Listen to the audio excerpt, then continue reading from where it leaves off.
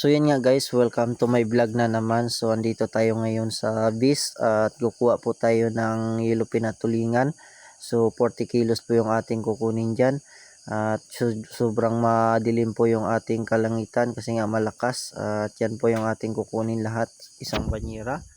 At maraming salamat po sa aking mga nagsusuporta dyan sa aking video, sa aking mga nagla-like, nagko-comment dyan. Maraming salamat po sa inyo sa walang sawang pagsusuporta ninyo sa akin sa mga vlog ko na walang kakwenta-kwenta. Yun guys, at salamat din sa mga followers ko dyan na nakantabay lagi.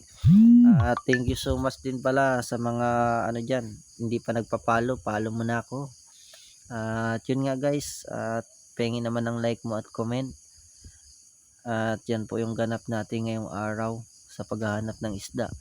So yan nga lang guys, and God bless. Maraming salamat sa inyo.